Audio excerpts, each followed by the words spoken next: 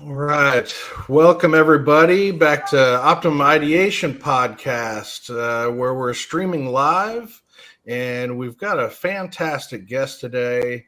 I've been so happy to kind of network with her and meet her, and we kind of run in some of the same circles. So it's such a pleasure to catch up the other day. And we figured we'd do a show and introduce her to you. Welcome, Dr. Ida. I'm so glad to have you. Thank you. I was happy to be with you today. The pleasure. Yeah, it's been such a pleasure talking with you, and I think that you got a good mission ahead of you, and I'd love to support you on this mission and get you out there in the world to more like-minded people. Love it. So I like to jump right into the questions so that way people can know who you are. And so, what layers did you have to reveal to become who you are now? Well, that's an interesting question because I was in a left brain field in terms of teaching, and nursing is not left brain, but it's right brain, but it's more into therapy and working with kids. But on a personal level, it's been a journey because I had many layers of having to look at who I was as a person. That something kind of shook me to the core of who I was and had to make me redefine myself. So that was a big change for me, more personally than I would say work-wise. So my personal journey has been quite interesting. Yeah. Yeah, it's our personal journey goes. I feel like it's more important than business for sure, because you could be great in business, but if you haven't worked on yourself and found out all the little layers that we have to reveal, then we wind up working really hard and going really good, but you just don't even know why you're doing it or what the reason is. So I love to hear other people and what kind of journey you went on in your career and kind of how you got to here. Okay, yeah, let me, my it was my career and my personal life. But I initially and I just recently retired. My license was a RN, and Okay. I worked in the mental health field. Well, Yeah. little did I know that my husband, when we moved to San Diego, he became schizophrenic, Oh and my today God. I'm working as a nurse, and we had to move back to San Diego because we went up there to get work, and we had to come back to San Diego. And that was a really big journey because I was working on the male unit as a psychiatric nurse, then had to bring my husband in Oh my the Lord. sub unit. And he was schizophrenic. He was telling people all these bad things about me, and I was hurting him, but he was hallucinating. And that was just Oh. really, really horrendous. But I think the most heart wrenching part of that was I could not work and take care of him because he would take off his clothes and walk on the freeway. So I had to send him home to his family to take care of him. But they couldn't keep his clothes on me either, so he got pneumonia and died. And Oh my. that really shook me to the core because I was angry with him. That's why I started writing about anger. I thought, you brought me out of California, you die on me, and you leave me here. I have no family. Oh. So I had one of the nurses gave me a little dog, and I put it by my bedside to keep me company. And then I started going back to school just to entertain myself. That's when I got my education field to get my bachelor's and my master's degree and then my teaching credential because I just had nothing else to fill my time with.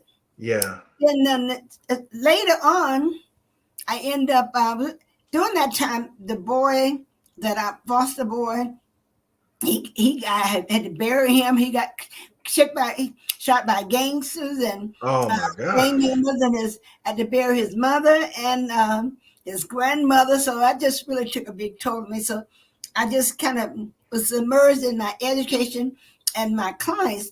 And then later on, about maybe 10 years later, I married another man. And this is the biggest change in my life because I was not listening to my intuition because the first one that died, I wanted a family. So I was not listening to my intuition at all, listening to my desire to have a family and my own ulterior motives. And this man, when I finally decided I wanted to realize some bad things about him, I wanted to divorce him. It was too late to divorce him. So I was stuck trying to work it out in that marriage.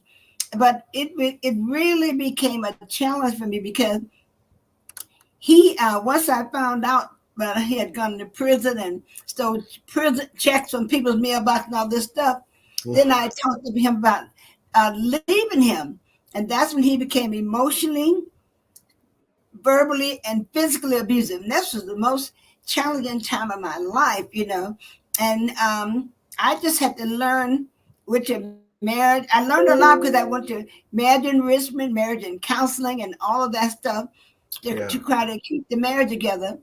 Then he told me the next time I hit you, I'm gonna cut off my hand. And I looked, and his hand, he hit me the third time. His hand was still on his body. I thought he has a poor impulse. I need to put some distance between me and his fist because I thought, and I became very angry. I thought, I'm not going to stay here and let him keep beating me up. Yeah. He may hurt me. So I had to make the decision of, leaving my house and him stalking me at work and all that stuff. So I had to make the painful decision of ending the marriage. And I was back and forth with the attorney. She said, if you cancel this divorce one more time, I'm not going to work with you. And I thought, I have no family, nobody here to help me. I better go with this attorney. So I had to get myself, stay at a shelter with a friend of mine and go through all that stuff. But one day was really enlightening before, because I said to myself, I love me and I don't hit me. If he loved me, he wouldn't hit me. I thought, well, maybe he doesn't love me. And that was so it really broke my heart because I thought I'm living with someone who doesn't love me. He just loved the lifestyle that I give him and the money and all of that. But he really didn't really love me, because when you love something, you don't hurt it. So that's when I had to start working on my self-esteem, my self-love, myself. I lost all of that. Here I'm at my bachelor's and my master's and a nurse, and I had lost all my self-esteem, my self-confidence. I forgot who I was and didn't know who I was anymore. So I had to really start working at the shelters to start teaching self-esteem and teaching anger management so I could benefit from it. And that's when I started writing about all my pain and sorrow. Now I have 24 books, but then I wrote about anger and relationships and self-esteem and negotiation, because all this stuff I had to learn with him, do with him. And then later on, I wrote about how to be alone without feeling lonely, but that was just a big journey. So I thought, I'm listening to my intuition from now on. I became very passionate about that. And then I started teaching other people how to listen to their intuition. I thought, everyone, if I had all this education and I can get abused and traumatized, it can happen to anybody. So I started teaching to other people so they wouldn't have to go through what I went through, the dark night of the soul. So I turned my lemons into lemonade. But it was a journey of really learning how to make that be positive rather than dealing with the anger and the negativity. So it was a big journey for me. Yeah. And to the person who I am today.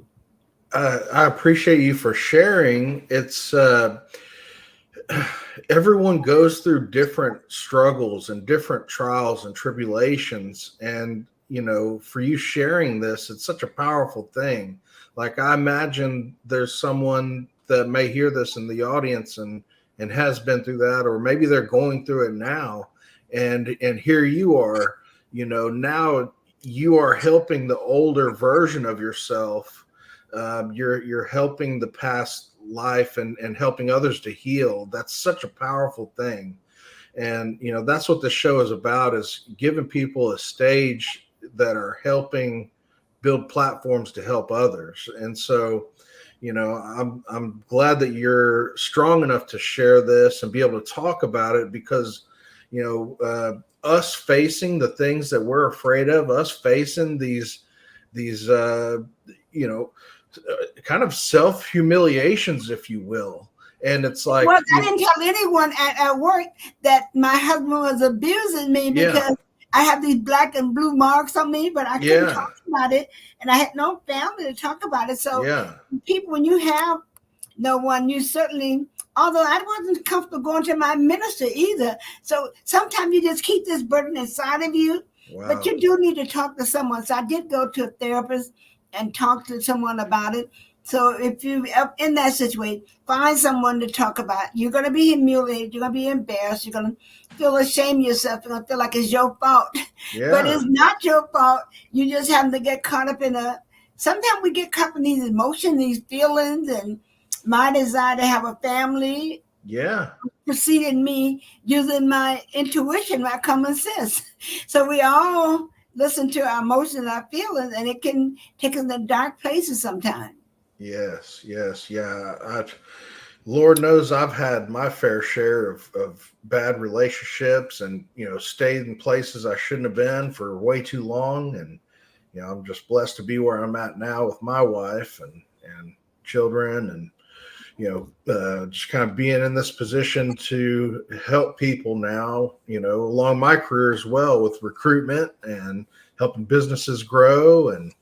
It's but even though over these past 5 years I've kind of built up and built some decent businesses myself, and helping others, I have to take a real hard look at myself, and just like, it's just a constant personal development, if you will, because no matter what your business is doing, if you're not, addressing these traumas and things that happen to you throughout your life and probably still are happening, then you're just going to stay, not at your optimum level. You're gonna stay operating at 70%, and that's the best that you can do until you address those personal things and make yourself strong. So And seeking Tim, let me tell you others. what, Yeah. recently, this boy that I adopted, who was in and out of prison for at least 20 years, finally got himself out of prison, got married, got a wife, got a dog. A month, been about 2 months, about almost 2 months ago, he came to me and told me, and that broke my heart, because he said, I wish you had never adopted me. And that really hurt me. I put my life Wow. on hold and didn't get a husband, didn't get a boyfriend, because I was trying to pour into him. So sometimes you can stay in terrible places too long. And sometimes you can enable people. When Yeah. you think you're helping them, you can enable them. So if you have someone that's in and out of the prison, maybe sometimes you need to not. My godson was one. He said, you should stop going down to that jail all the time talking to that guy. He's not, he don't want to get out of prison. Once I Yeah. kind of put the hands off, he got himself out of prison after 20 years. He got himself out of prison. But then Whoa. he didn't want me anymore. So when you feel that no one loves you, Yeah. you need to know that the angels, Jesus, and the creator of the universe love you. No one else will love you. Yes.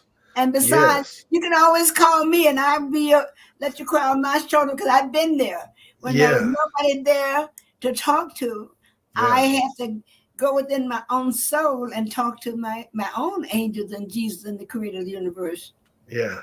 And it's like we get attacked by all these people around us, even though we just wish the best for them, and they're going with their own demons that they're battling. And it's like, you just want to help people, you just want to do good, and everybody's getting beat up around you. But what can we do if we Yes, don't? so preservation of the soul. We have to Yeah. find time. For me, I had to find time to read my scripture, go within myself, and talk to my own divine inner guidance, and really reach out too, because I have to learn how to reach out and ask Yeah. for help.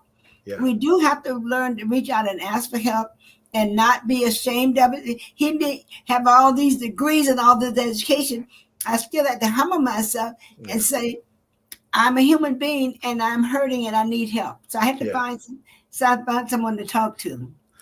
Yeah, I say we can do a whole lot by ourselves, but where can we go with some spiritual guidance? Where can we go with helping each other? So you know, people, I feel like you've been on this path. You've got your career. You've kind of built up. You've helped a lot of people. People get to where they want to go because they know where they want to go. But where do you ultimately want to go with your mission? Yeah, my mission is to create more light bearers in the world. There's a lot of dark energy in the world, a lot of angry, lost, bewildered people. I want to lead people into the light. I want to, the goal for everyone in life is to learn how to love, how to forgive. So we have these problems, how to love and forgive. So my mission now is to help this with this sex trafficking, because these are kids who really are in bad situations and they can't help themselves. But I want to help sex trafficking, a nonprofit. And then on the bigger level, I really want to create more light bearers in the world. There's more love and there's more harmony, more peace and more joy, and people can collaborate. We are all each other's mirror. So my goal is to find a mastermind for leaders and help them to get other leaders so that we can have the whole world in full of love and harmony and peace, and ultimately have these relationship that works. Relationship is the glue that keeps everything together. So once we start working our relationship with ourselves, then working our relationship with the others, then we're working our relationship with the divine. So I would like a mastermind where I can help people in all those three layers: self, others, and the creator. In whichever order you come into the mastermind, you come in there. But I also want to teach you how to listen to your intuition, your inner guidance, so that you can make the right decision for your life and yourself. I think that was a critical piece of me. I did not listen to my intuition. Now I listen to it every day. So you do have to allow, and now I'm allowing that to happen. So I want to teach others. I don't want to die with my gifts inside of me. I want to teach others how to do what I've done so we can heal this planet, because we're all like leaves on a tree. We're all brothers and sisters. And when one leaf dies, is withers or damaged, then all the other leaves on the tree are affected. So I want to teach all of us how to come together in love and harmony and peace and really heal ourselves. I went to church the other day and the lady said, we create our illness and we decide we're so powerful, we can create our own illness. And I thought, that's really true. Yeah. I had a sore throat and all that. So you have to learn self-care, learn how to take care of yourself, drink a lot of water, rest when you need. There's a time to give, there's a time to heal, there's a time for everything under the sun. Time to just go within and take care of yourself. There's a time to reach out to other people as well. So I want to teach people all these steps of how to take care of themselves, take care of the planet, take care of the relationship. And this mastermind of leaders and people not leaders, I would just be guiding them on us coming together to heal humanity as a nation, as a people. Yeah. It sounds like, creating harmony in this fractioned world, like there's just been so much distrust from, our governments around the world to the distrust that we have in our own personal relation. It'd just be pleasant to just find others that are at least looking to become better and know that they got some work to do, and help them develop and create a more peaceful existence than the direction that we're headed, for sure, if we don't correct it. So you spoke about many layers that you've been through in these relationships and in your work. I feel that we all have another layer to remove. What's the next layer that you feel like you need to be remove? Completely one with the divine, so that divine is speaking to me all the time, and I'm following those leads and directions every hour of the day. Like recently, this past Saturday, I got this message to call this. I looked at all my back in January, and I pulled it out and called this lady, and I was talking to her, and she was telling me that her brother was an alcoholic, had an alcohol addiction. But what she also shared is that she was trying to help him and giving him alcohol. So she was enabling him. And I said, there's a place where you need to step back and let spirit take over.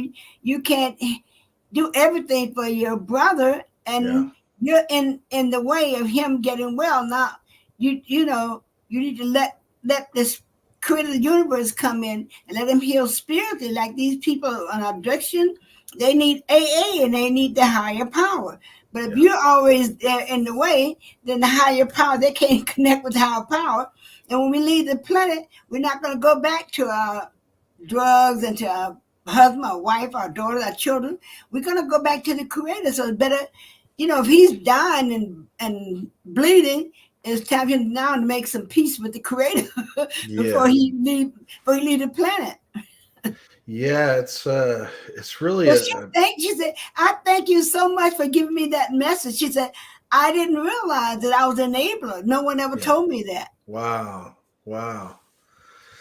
Yeah, it's such an amazing thing to just get that retrospective, you know, get that other look, you know, and it's like, you know, if you're not super, I imagine you're probably super focused on yourself. I stay super focused on myself, and still sometimes things slip, and you know, but yeah, I've had these moments where I pause and I say, man, I should have let my intuition, you know, I knew it at that time. I should have just listened. And, you know, and it's like just taking that moment to like look at what you're doing. And so now I'm trying to do that every night before I go to sleep. I do it I have made a partnership with the creator of the universe that he would take care of me.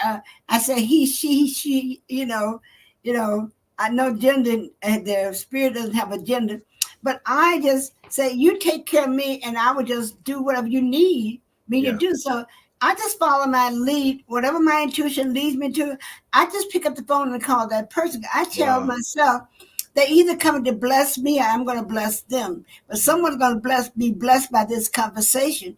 So I don't always know where I'm going, but I know it's going to be for a good cause. Yes. And so that makes me feel very positive that I'm going to help change someone's life for the good rather than, you know, to make their life better and have them be more fulfilled. And ultimately, we're all here to learn love and learn how to forgive. That's what Jesus came to teach us. Yeah. And if we can learn those lessons on our own, love yourself, because say love your neighbor. You gotta love yourself. If you love your neighbor like you love you, you know, we don't always love ourselves, and we have to love ourselves really first, genuinely love ourselves, and then love the neighbor as ourselves. So I think we get it wrong sometimes. We love the neighbor and then don't love ourselves, and we do damage to like we may not get enough rest, may eat too much or not exercise. We got to look at self-care in a bigger way. And what is going to help to enhance your life so that you feel better, you look better, you're a better vehicle to help someone else, you know. Yes. You know, if I'm full of anger, I can't help another angry person. If I'm full of vengeance, anger and rage, I can't help someone. So I have to really work on healing the brokenness inside of myself and what is blocking me from being my best self. And be willing. So many people I find are not willing to get help. And I want to talk about it because people, you need to be able to pay for your service. I had a lady just the other day, because, you know, if you're willing to do, I need some virtual assistant work. If you're willing to do some virtual assistant work, then we can trade and you can do this. So there's always a way to get what you need, you know. Sure. I said, what can you do? You know, can you type? Can you do some phone calling?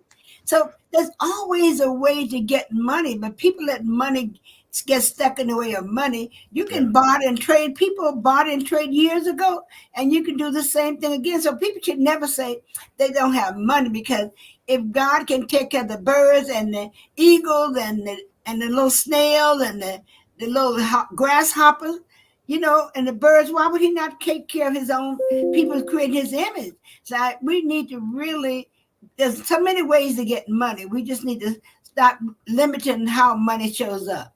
Yeah. That was something I had just lived my whole life, like, you know, finding out, discovering new ways to make money, you know, not only for myself, but for others.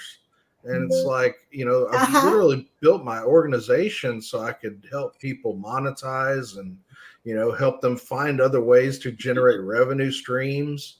And it's like, if you can, lead the people to the water, then they can, drink, and they can come back and do it themselves. So, that's what I built my whole organization out of. But I love what you were saying earlier. It's like, I was listening to Jim Rohn speak earlier, and he said, the old saying is, I'll be here for you. I'll help you out if you help me, and it's like he had to revise that saying, and he said, I'll help myself out for the benefit of you if you help yourself out for the benefit of me. And I really like that. And I think that kind of ties in with kind of what you're saying there. Yeah, there's always a way to get what we want. So Yeah.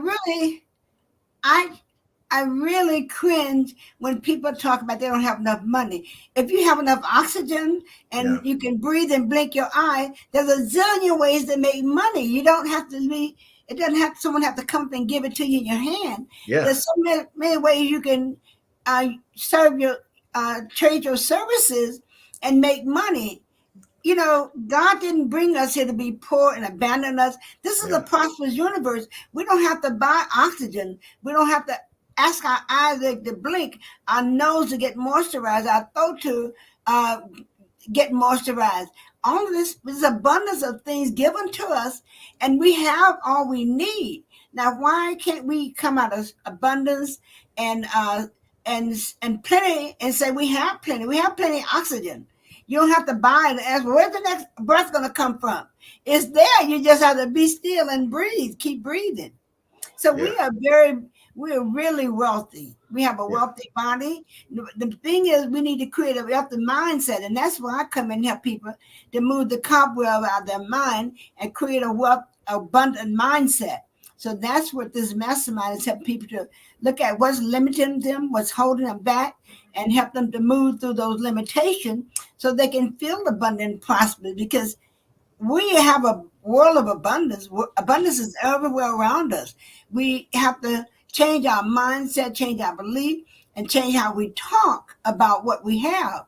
But we're very abundantly supplied. You don't need to buy oxygen. We don't have to buy it. It's freely given to us. We don't have to pay for it.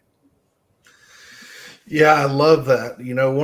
One of my favorite things to do is just sparking up conversations with people that I've never met before, but just like find out what it is that's their talent, and just like hone in on that and find out how to monetize those things, and I love helping people with that little piece, because it's just like, it's a very rewarding place to exist in. I love that. And I like how you're building your business around it as well. Let's take a little breather, and we'll do a little short commercial, and we'll come right back. And I got some more questions for you. All right, we'll talk shortly. She emerges, the tapestry of her journey woven into the fabric she wears. TGC Fashion presents the Winter Collection, where the urban landscape becomes a runway. In every stride, a story is told. From the city's rhythm to the untamed symphony of the mountains, she rises, a beacon of strength against the canvas of the winter's embrace. In the cold winds, she finds warmth. In the shadows, she becomes the light. It's not just about clothing.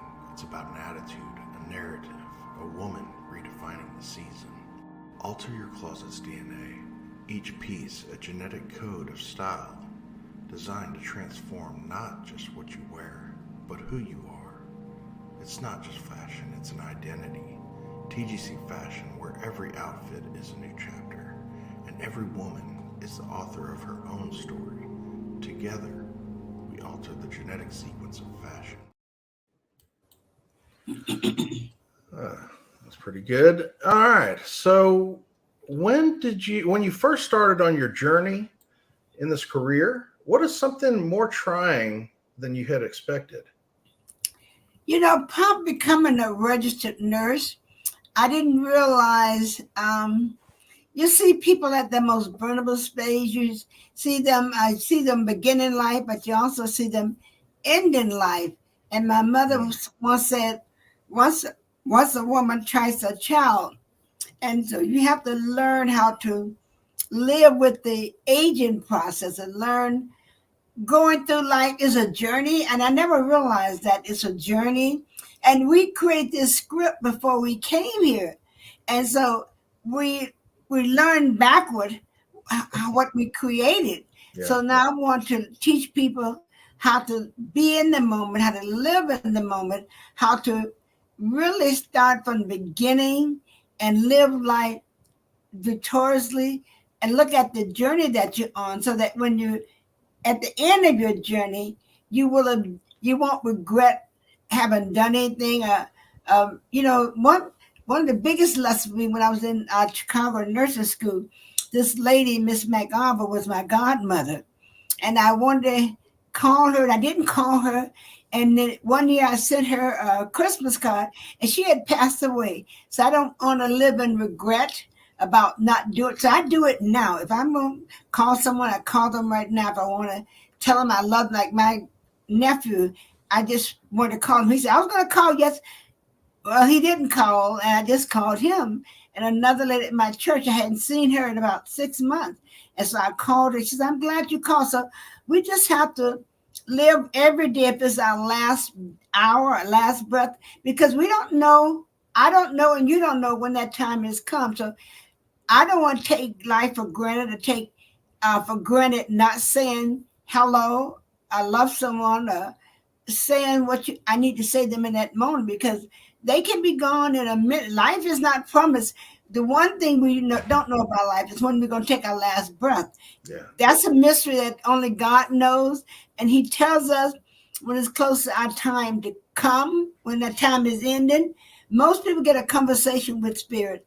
And it's usually not sometimes it's just like a week or a day or two. Yeah. But they get that conversation.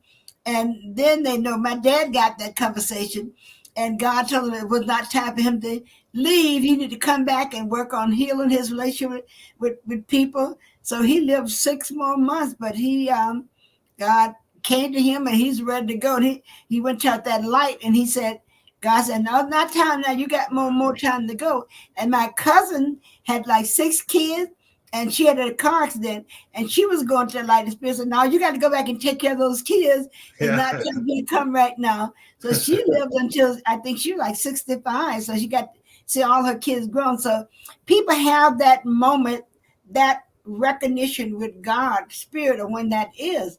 But until then, we have to live every day as if it's our last day and do whatever you can now, because you don't know what you have. You know, you may not be walking tomorrow, talking tomorrow. You don't know. Let me tell you this. One time, I 4 years ago, 2018, I did a master class, a 5-day challenge, and I had a mini stroke, and I couldn't remember anything at all. But Spirit took over and guided me through that, and the right words came through my mouth. But as a nurse, I remember I needed to keep walking. I went to a networking meeting that did. I thought I just need to keep walking, keep moving. I got to follow. I just kept moving. And I parked my car and I just keep moving. All they can do with a stroke is just keep moving. I went to the doctor, did a CAT scan. They couldn't find anything. My doctor said it was a silent stroke. But a lot of it was stress because I had a flooding in my house and I was in a hotel for 6 months. They moved to another hotel and they were going to evict, put a lien on my house. So I was just overwhelmed with stress and didn't know, my body just couldn't handle all that stress. So, but Spirit took over. And when at the end of that 5-day challenge, I asked people, I said, I had a stroke. They said, we didn't know that you had a stroke. Whoa. So Spirit just took over and did it. So when you have that connection with Spirit, it will take over and guide you. Wow. Even when you're ready to have a car accident, your angels come and lift you up and move the car out of the way. But we have to really be connected with Spirit. You want to work on that connection with finding your inner guidance. Only about 90% of the society right now is really listening to connect to their inner guidance. It's either sleep, it's dead, or it's awake. It's kind of half awake, and people know it's there, but they're not listening to it. So Yeah. I really urge anyone who wants to know more about connecting their inner guide to their intuition to seek me out, because I'm a master in this area, and I can just help you to guide you down that process of getting to that inner knowing so you can follow that inner guidance. We have a left brain and a right brain. We have a conscious and an unconscious brain, but our intuition, our inner guidance is the glue between all of that keeps everything together. Yes. Do you have any like little tips and tricks that can help like just in a short amount of time? Absolutely.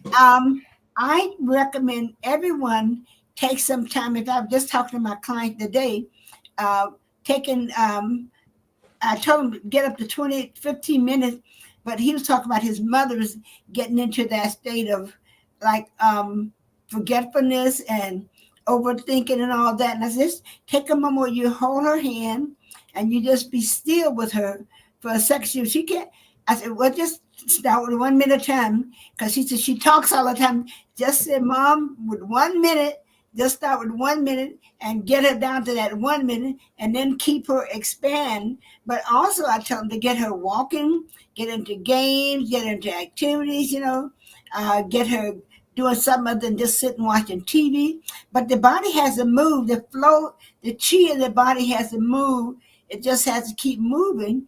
And so we have to exercise and move the body. Walking is good. I mean, I try to walk everywhere I walk. Recently I had a hip spasm, but I start walking and it got better. So everything gets better with walking. I mean, Yeah. you can't do it. Just take 1 step, 2 steps, or 3 steps until you can take 10 or 20. But just start walking. Yeah. Move the body. Drink some water. Drink some water. Drink some water. Yeah. We got to drink some water. Yeah. We just got to, but I think just going to the silence of your own soul and doing something physical with your hands will really get you. Like, what's coming to me is washing the dishes. I have a dishwasher, but I love to wash the dishes. That just calms me down. It gives my hands something to do. Hey, I need to introduce you to my wife. Yeah, I have a dishwasher, but I love washing the dishes. Well, it just calms me down. For some people, it's cleaning the house. For some people, but not cleaning the house, but washing dishes. It just gives me time to think and clean, and it gives my hands something to do while my mind is thinking at the same time. But it's very calming. Yeah. Just find anything that you like to do that's calming.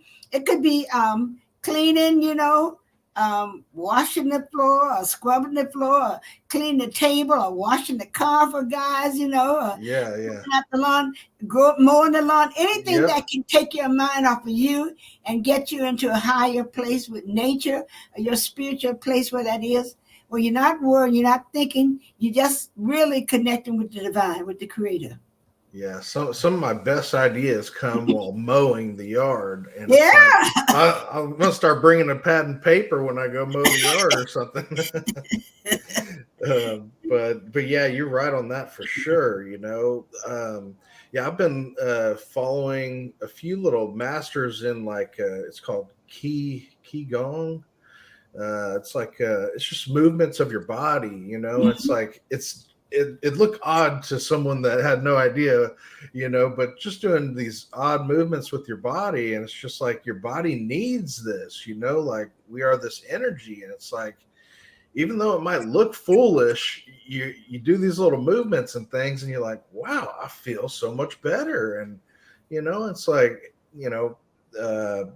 what else? Like I've been drinking a lot of tea, and make sure I get all the proper minerals, like we are made up of, this earth and minerals. And it's like, if we aren't obtaining those minerals, then bits and pieces of us start falling apart, and like you said, water, but also just like water from fruit. It just molds better with your body and it really energizes you. So, try and add a lot of fruit into my diet here recently. Vegetables are really good. People don't eat enough vegetables. We are too big meat eaters. We need to really get onto more vegetables and fruits and seeds. There's walnuts, there's pecans, I mean, just all the fruits are good for us. We just need to, if you're diabetic, you can still eat some blueberries. I mean, you find the fruits that's good you can eat, because some people say, I can't eat fruit. Yeah, pears have low glycemic content in it. So Yeah. you can eat a pear whether you're diabetic or not. It doesn't have much sugar in it. And so you look at the fruits that has the less sugar, but, drink a lot of water. Just keeping the fluid, flushing things out of your body is really good, and get a colonic, but try to eat more fiber, more, rather than we eat too many carbohydrates. Yeah. Eat more fiber, more fruits, walk more, take more time in nature.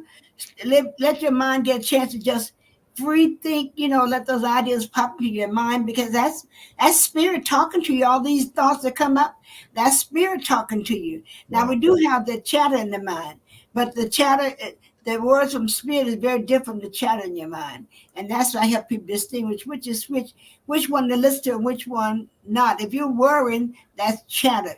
If you're really invigorated and hopeful and inspired, that's really spirit talk. Because spirit is always lifting us up and helping us to see a brighter day and a brighter way that we can be in the world, to show up in a more positive way. Wow. Yeah, I had heard something the other day, and it really hit me pretty good because I do a lot of breath work. I don't know if you do breathing exercises. I do breathing exercises. Okay. Now, someone said that spirit actually means to breathe, and so it's like I'm sitting here doing these breathing exercises, and I'm feeling so great, and it's like, and then I've heard that, and I was like, wow. So it's like spirituality is like the art of breathing, if you will.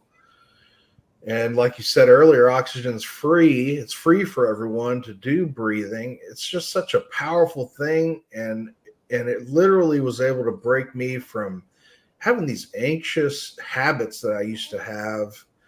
And I've just been able to just conquer that with deep breathing exercises. And I wish everybody would take the time to do that.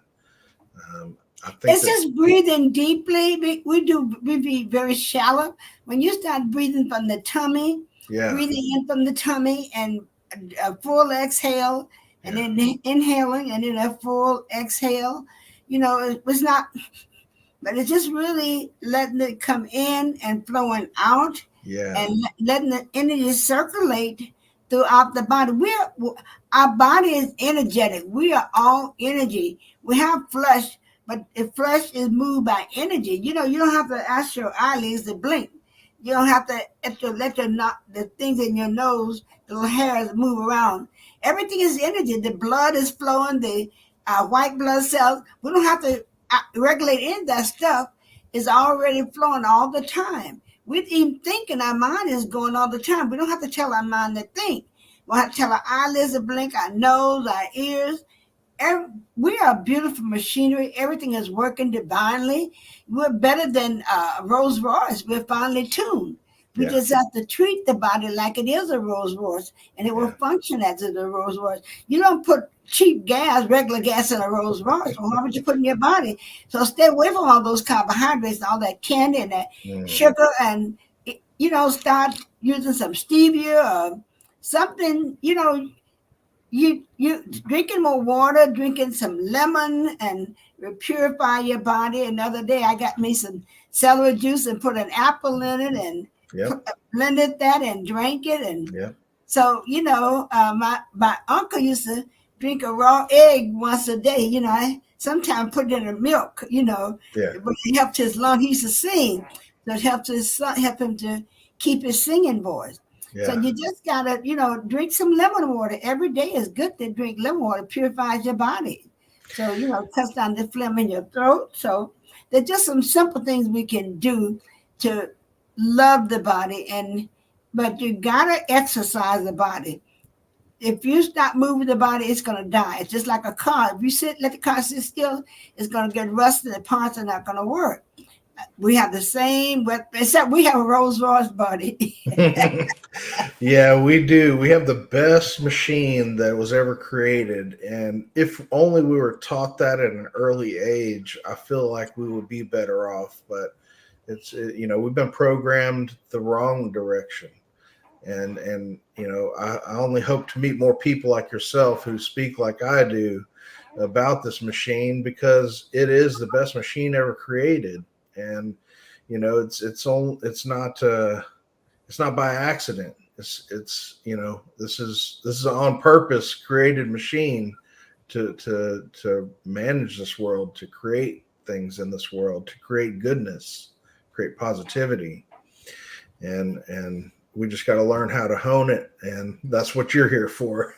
Yeah, living right, thinking right, and really learning how to make life work. That's my gift, is to help you to not only look at your thoughts, but look at your habits, look at your behaviors, and modify those things so they can serve you.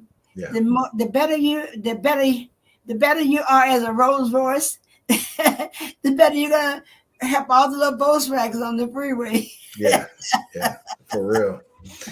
So now think back and let me know, when did you become passionate about your focus, about this focus that you're in? It really began when I married that wrong man, and I've been working on over the years allowing spirit to take over and listen to those messages. It takes training, and I did take some training, but you also, now I am the trainer, and I teach people how to go into the silence, how to listen to the messages of spirit, how to respond to those messages. So that's what I learned, and where I am is what I'm teaching now people, how to listen to those messages, how to let spirit guide you and talk to you so that you can have a more fulfilling life. So when you start really allowing,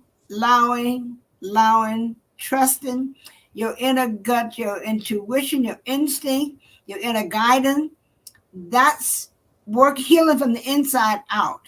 Once you heal from the inside, the outside will be better. And guess what? You're going to put more positive energy into the world, and you're going to put more love, more positivity, more enjoyment, more happiness, more peace. When you become an instrument of peace, love, joy, and harmony, then guess what? You're going to be a vibrating, radiating instrument that's going to heal the planet.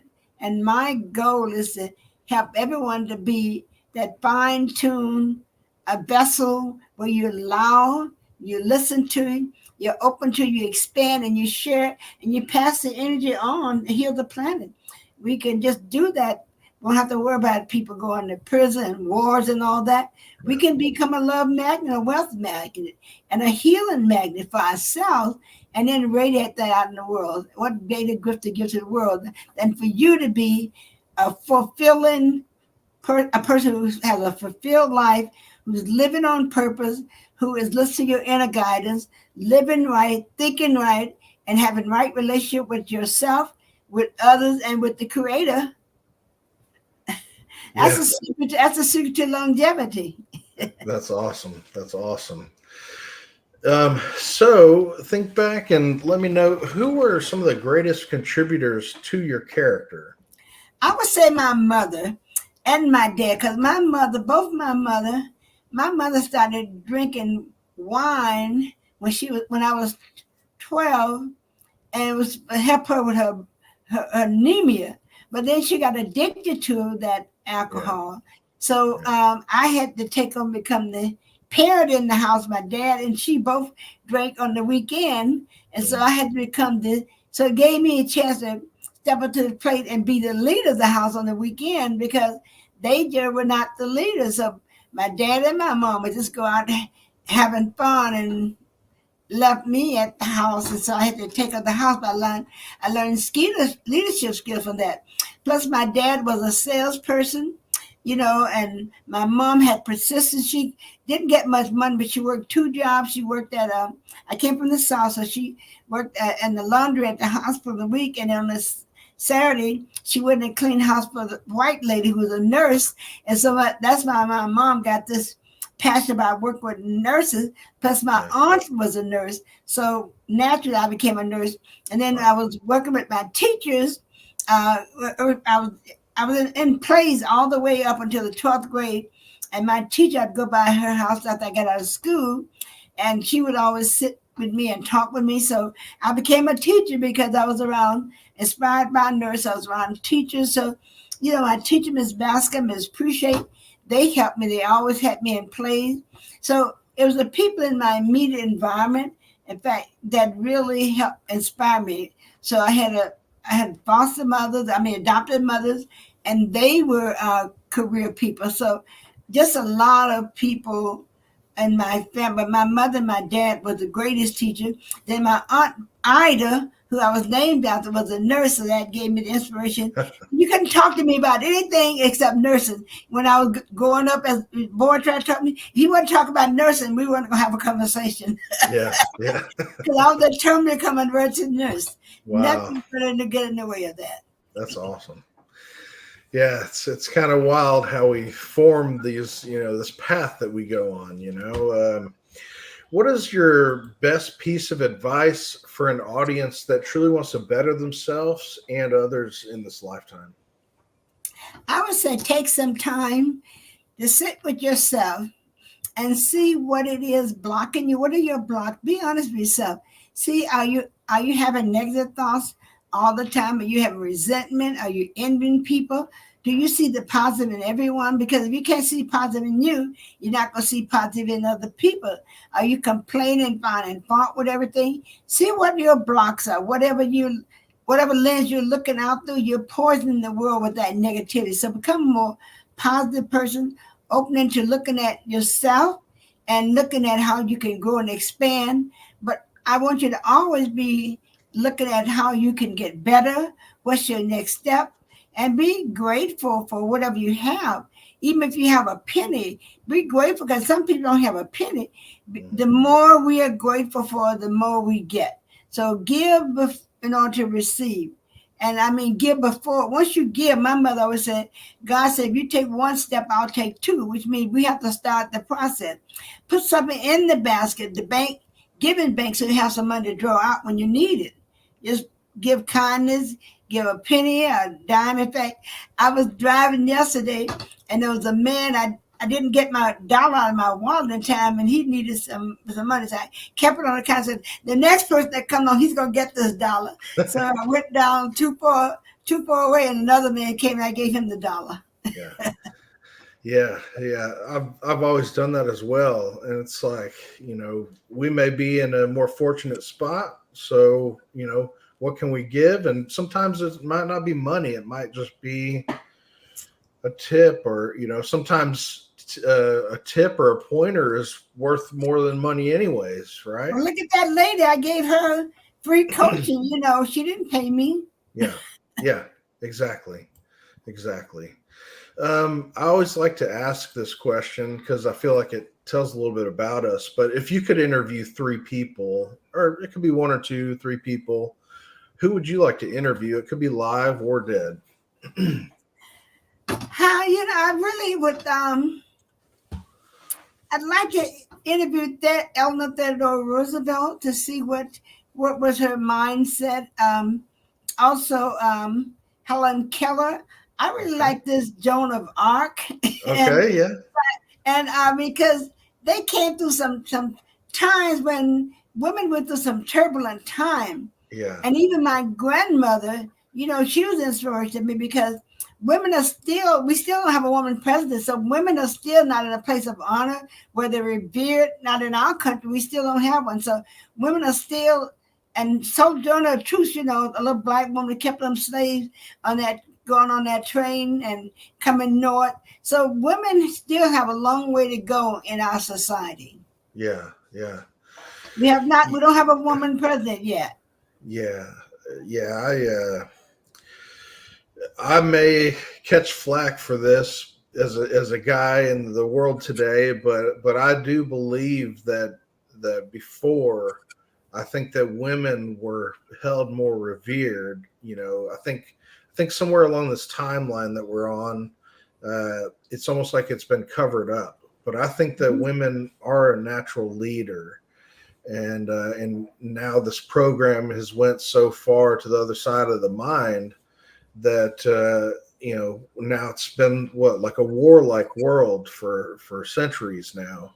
But I feel like maybe before there was peace, I think that there was women leadership, and they held a higher place in society than what we may see in the current history that we can read now. I loved it. That's why I try to be the example of a powerful woman leader who's loving and kind, because you don't find women in war. It's not in our nature to be wars. We're into peaceful, loving, kind, caring women. Yeah. So I would like to see us more that characteristic displayed rather than the aggression and the fighting and the over trying to outdo the other person.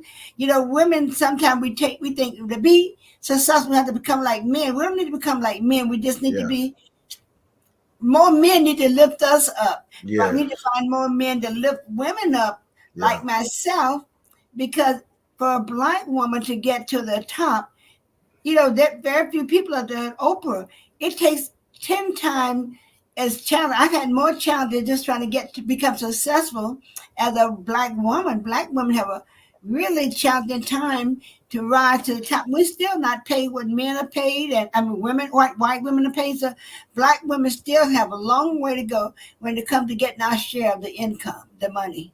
Yeah. We don't have people lifting up Black women. I don't have not one white male, Black or white, that has lifted me up. Hey, what about me? I'll be here. I'll help out. Shoot, let's go. You're in my corner now. Look how long it took us to meet. Yeah, you can do a lot. I didn't have any mail. I just thought, well, let me leave hands off of that. Well, that's what I'm saying. Like, we could do more.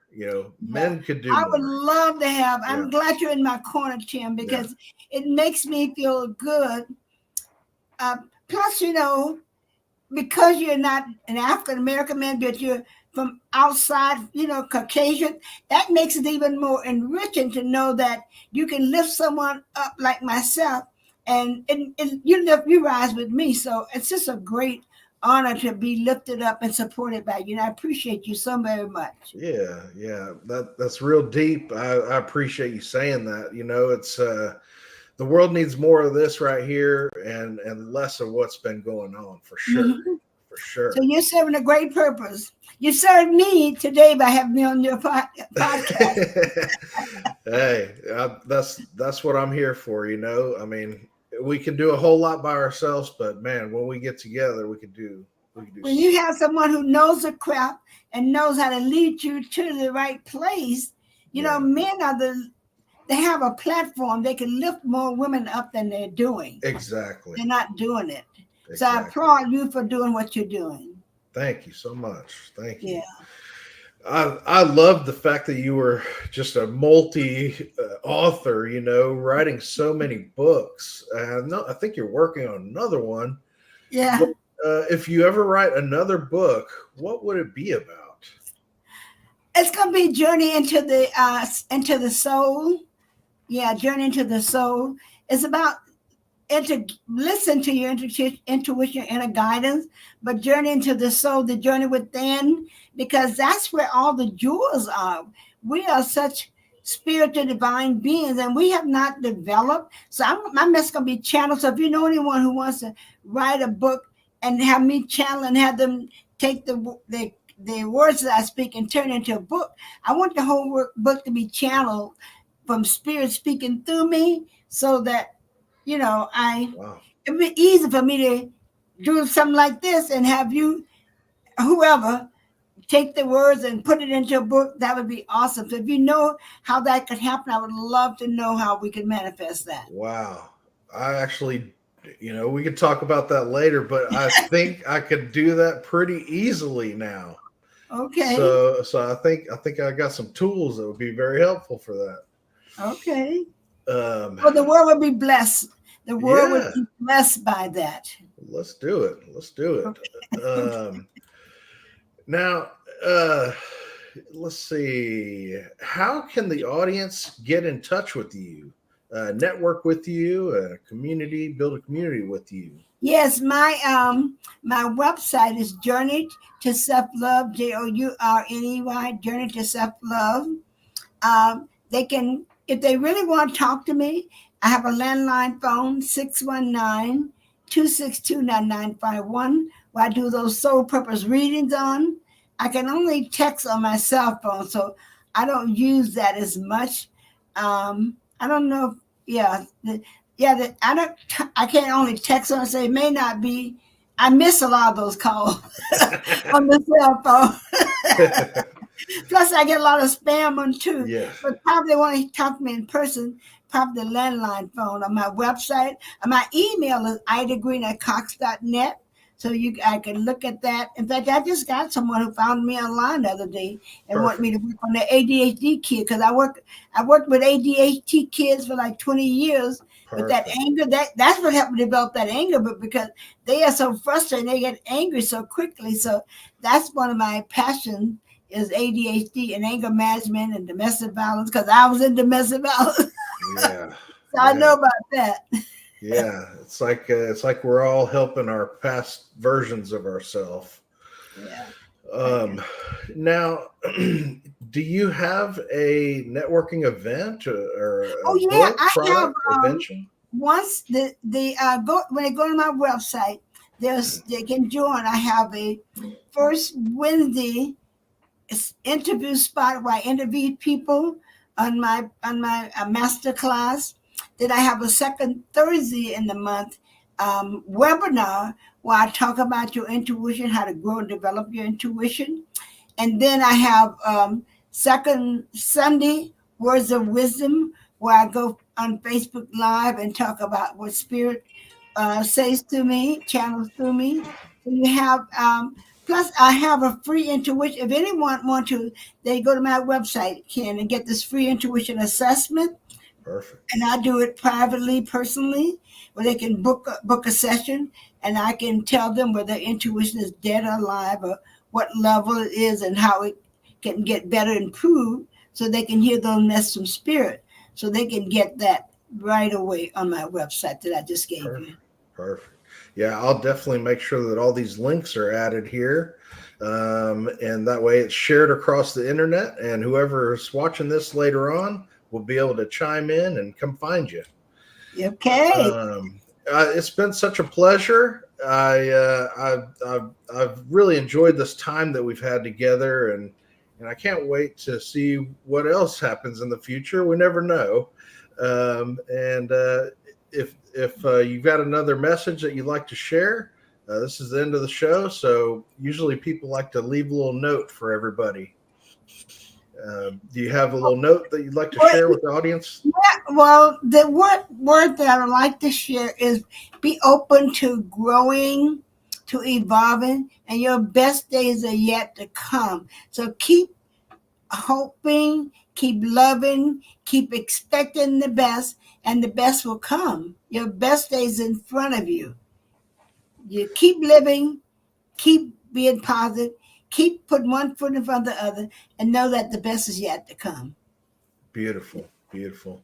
Thank you so much. That concludes this episode, and you've been such a great guest. I can't wait to network with you here in the future. Thank you so much. You've been a blessing in my life as well, Tim. Thank you, Miss Ida.